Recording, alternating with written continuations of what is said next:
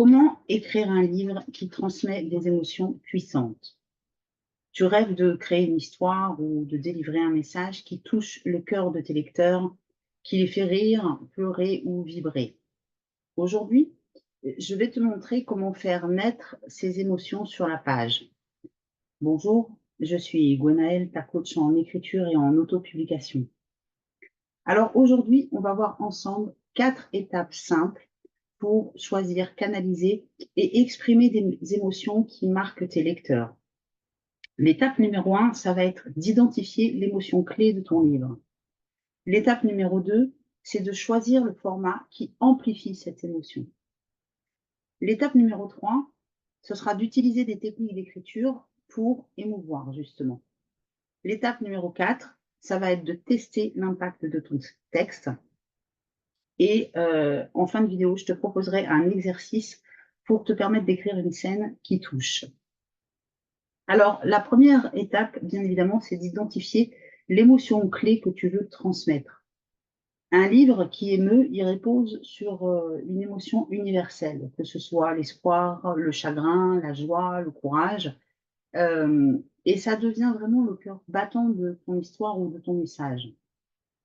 Alors, par exemple, si tu veux écrire un roman sur le thème de la famille, d'entrée de jeu, comme ça peut te sembler un peu vague au départ. Mais en creusant, tu pourrais découvrir, par exemple, que l'émotion clé, c'est la nostalgie des liens perdus. Et du coup, cette clarté, ça va te permettre de guider chaque chapitre de la première scène jusqu'à la dernière, en fait. Donc là, je te propose en fait de faire un petit exercice. Tu vas prendre 5 minutes et tu vas noter 3 émotions que tu veux que ton lecteur ressente. Alors ça peut être l'amour, la résilience, l'émerveillement ou toute autre émotion en fait que tu as envie de transmettre. Choisis celle qui résonne le plus et tu vas écrire une phrase en disant: «Mon livre transmet telle émotion». Par exemple: «Mon livre transmet la joie de se redécouvrir». L'idée, c'est que tu vas coller cette phrase. Alors, si tu as des post-it, tu peux utiliser un post-it ou dans ton carnet, ton cahier d'écriture de travail préparatoire, mais colle cette phrase près de ton espace d'écriture. Du coup, ça va te permettre d'avoir, ton guide émotionnel. Alors n'hésite pas, hein, bien sûr, à me dire, en commentaire, quelle émotion clé, toi, tu souhaites transmettre et quelle est ta phrase éventuellement dont tu vas te servir comme guide émotionnel. L'étape numéro 2, ça va être de choisir le format qui va amplifier ton émotion. En effet, il y a le roman, l'autobiographie, le livre expert, par exemple, et chaque format, en fait, il porte les émotions différemment. Donc, du coup, en faisant le bon choix, ça va donner de la puissance à ton texte. Alors, imagine, par exemple, que tu veux transmettre l'espoir face à l'adversité. Tu pourrais, du coup, hésiter entre un roman initiatique et un essai. Si tu choisis un roman, une histoire fictive, en fait, elle peut rendre cet espoir vivant à travers tes personnages. Si tu optes pour un essai, en fait, tu peux mettre en place des exercices pratiques qui pourraient permettre de mieux canaliser cette émotion pour tes lecteurs. Du coup, je t'invite là à te poser cette question: quel format ferait vibrer mon émotion? Alors, tu peux noter les différentes options, hein, roman, autobiographie, essai, et les différentes forces pour chacune d'entre elles. Par exemple, le roman, lui, il va exceller pour la nostalgie à travers les personnages. Un essai, tu vas être plus dans l'inspiration à travers des conseils. Donc, je t'invite là à tester en écrivant un paragraphe dans chaque format, environ 200 mots, hein, et tu vois en fait lequel va te sembler le plus fort. N'hésite pas, hein, à me dire en commentaire quel format toi tu serais plus susceptible d'utiliser pour ton émotion. L'étape numéro 3, c'est bien évidemment d'utiliser des techniques d'écriture qui vont permettre de faire ressentir ton émotion à ton lecteur. Écrire pour émouvoir, c'est un peu comme peindre, quelque part, il faut les bonnes techniques, les bons pinceaux, les bonnes couleurs. Alors, par exemple, si tu écris un roman, fantastique et que ton émotion clé, c'est l'émerveillement, hem, si tu fais juste des descriptions, j'ai envie de dire, entre guillemets, basique, ça pourrait manquer de vie, en fait, hein, dès le départ. Par contre, si tu ajoutes des détails sensoriels, comme le chant du vent, l'odeur d'une forêt enchantée, par exemple, bah, du coup, tu peux transporter les lecteurs dans ton univers. Donc là, je vais te proposer 3 techniques simples que tu vas pouvoir utiliser soit indépendamment les unes des autres, soit ensemble. Alors, la première technique, en fait, ça va être d'utiliser des détails sensoriels. En fait, tu vas décrire ce que ton personnage voit, ce qu'il entend, ce qu'il touche, et ça va permettre d'ancrer l'émotion. Par exemple, pour la tristesse, si tu dis Paul est triste, bon, bah, ok, il est triste. Mais si tu fais ressentir cette émotion à ton lecteur, du coup, ton lecteur, il sera encore plus en lien avec ton personnage. Donc, tu peux utiliser des choses internes comme le fait qu'il ait le cœur qui se serre, que des larmes coulent sur ses joues, euh, tu vois, des choses qui fassent ressentir cette émotion. Mais tu peux aussi utiliser des éléments extérieurs, par exemple la pluie froide sur sa peau, etc., etc. La deuxième technique, c'est d'utiliser le monologue intérieur. Donc là, tu vas montrer en fait les pensées brutes de ton personnage. Euh, Plutôt que de dire, ben voilà, il est courageux, l'idée c'est de faire encore une fois ressentir à ton lecteur ce que vit intérieurement ton personnage. Donc il peut être en train de se dire, je ne peux pas abandonner maintenant, tu vois, tout un tas de choses qui montrent que il est dans cette dimension de rester dans le courage plutôt que juste le dire. Tu peux aussi utiliser, donc en troisième technique, les contrastes, pardon. C'est-à-dire de juxtapositionner, enfin, tu juxtaposes tes émotions, des émotions opposées. Par exemple, tu peux parler d'un moment de joie, mais dans un décor complètement sombre. Tu vois, ça fait un contraste assez important et du coup, ça fait ressortir encore plus l'émotion.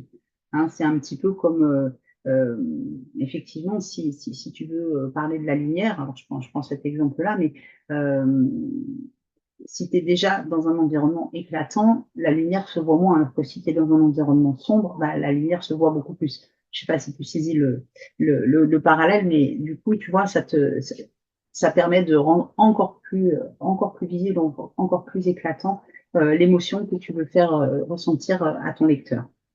Alors là, je t'invite du coup à écrire une scène d'environ 300 mots à peu près en utilisant l'une de ces techniques.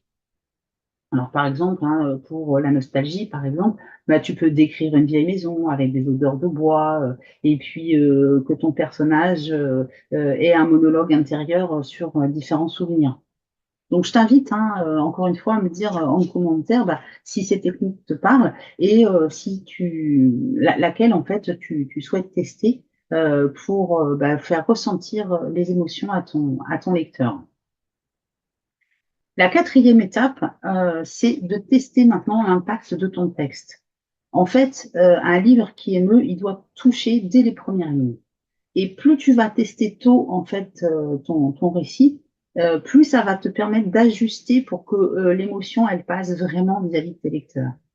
Par exemple, si tu écris une autobiographie sur la résilience, bah, tu pourrais partager un chapitre ou un court extrait avec un ami. Et peut-être que bah, cet ami il te dira, OK, c'est beau, mais je ressens pas vraiment de force. Tu vois, il y a quelque chose il y a un petit truc qui manque. Et du coup, toi, en ajoutant des détails sensoriels, bah, comme le poids des pas dans la boue, ou un monologue intérieur, encore une fois, bah, tu pourrais faire vraiment vibrer cette émotion dans les yeux et dans le cœur du lecteur. Alors du coup, là, je t'invite à partager un extrait allez, 500 mots à peu près, hein, pas la peine de donner tout le livre non plus, mais avec une personne de confiance, bah, comme un ami ou dans un groupe d'écriture, par exemple. Et puis, tu lui poses la question, tu lui dis, mais quelle émotion tu as ressentie? Note bien évidemment le retour qu'il va te faire. Et toi, de ton côté, du coup, dans ton écriture, bah, tu vas pouvoir ajuster, tu vas pouvoir remettre plus de détails, hein, donc au niveau des sensations, un dialogue plus vif, plus vivant, si tu veux. Alors, dans l'hypothèse où tu n'as personne autour de toi pour partager ton texte, bah, n'hésite pas en fait à le lire à voix haute tu te poses, voilà, tu lis à voix haute et tu te demandes,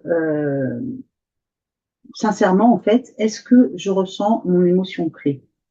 Du coup, tu vas voir si effectivement, ce que tu as écrit, ça a une résonance, en toi. Donc, je t'invite, hein, vraiment à aller, faire tester, quelques paragraphes de ton texte, pour savoir, si tu arrives à faire, à transmettre l'émotion, en fait, hein. N'hésite pas, hein, à me dire, en commentaire, si tu as déjà eu, recours à cette technique ou si tu utilises, le fait de lire à voix haute. Alors, comme je te l'ai dit, au début, je vais te proposer un petit exercice, en fait, ce qui va te permettre, toi, dès maintenant, de d'écrire une scène émouvante et c'est l'exercice du miroir émotionnel.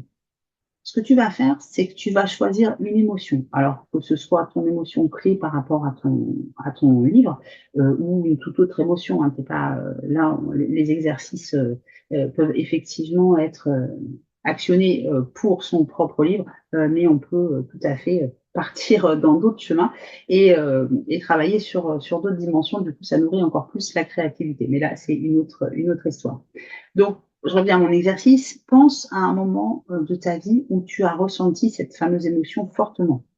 Par exemple, ça peut être la joie, lorsque tu as eu un succès, ou une peine, un chagrin, lorsque tu as, perdu, quelqu'un ou quelque chose, par exemple. Et je t'invite à écrire une scène d'environ 300 mots, où ton personnage, il va vivre ces émotions et toi, en puisant dans tes souvenirs pour, tout révéler. Hem Alors l'idée, hein, c'est pas, effectivement de te dévoiler complètement dans ton récit, hein, surtout si tu es dans une fiction. Mais l'idée, c'est d'aller puiser dans toi ce que tu as ressenti, comment tu as vécu ce moment de joie ou de peine, peu importe. Hem, Qu'est-ce que tu as ressenti dans ton corps? Comment ça a vibré en toi, si tu veux? Et du coup, tout ça, tu vas pouvoir le transposer dans ton récit, à travers, ton personnage. Heu Par exemple, tu vois, si tu veux parler de l'espoir, tu peux décrire un personnage, qui voit l'aube après une nuit difficile, mais tu peux t'inspirer, bien évidemment, l'idée, c'est de t'inspirer de ton propre moment d'espoir et de voir comment ça a été, nourri en toi. Hem Si tu veux, si tu écris un roman, hein, et que tu veux, transmettre, alors je sais pas, la solitude, pense à un soir où toi, tu étais seul et tu t'es vraiment, vraiment senti seul. On peut être seul sans se sentir seul, hein. L'idée c'est que tu aies ressenti cette solitude en toi et que ça ait, provoqué en fait, des choses par rapport à toi. Tu vois? Donc l'idée, c'est vraiment de te recentrer sur toi et de ressentir. Alors, on ne revit pas, hein, le moment, mais on fait que ressentir, les émotions qui ont pu nous traverser. Et du coup, en fait, en étant vraiment immersif, tes lecteurs, ils vont ressentir, les émotions que tu veux faire passer. Hem, ils vont avoir le cœur se serrer, tu vois? Parce que tu auras, toi, puisé dans une émotion qui était vraie, et que tu as vraiment vécue, en fait. Donc là, je t'invite vraiment à faire, ce miroir émotionnel, dès à présent, hein, ce qui va te permettre, toi, de pouvoir, travailler ton écriture, des émotions. Hésite pas, hein, si tu le souhaites, bien évidemment, encore une fois, à partager avec moi, l'émotion que tu aurais choisie, et puis si tu veux aller plus loin et partager, le petit texte que tu as écrit, c'est avec grand plaisir, que je te dirai. Du coup, voilà, toutes ces techniques, ça va te permettre de transformer ton écriture. Mmh, du coup, avec, les outils qu'on a vus, donc comme la phrase émotionnelle, le test du format, les techniques sensorielles, et le miroir émotionnel, tu es prêt maintenant, à toucher tes lecteurs. Alors, si cette vidéo t'a aidé, n'hésite pas à me faire un petit coucou, en commentaire, et puis, n'hésite pas non plus à me dire, quelle émotion toi tu veux transmettre et comment tu comptes t'y prendre. Si tu en ressens l'élan, je t'invite à partager cette vidéo avec un ami écrivain, qui, est également dans cette démarche de vouloir, émouvoir ses lecteurs. Dans tous les cas, moi, je te remercie, pour ton attention, d'avoir été là. Je te souhaite bien évidemment une très belle écriture Et je te dis à très bientôt. On va continuer à avancer pour faire vibrer ton livre au maximum. Je te dis à très vite.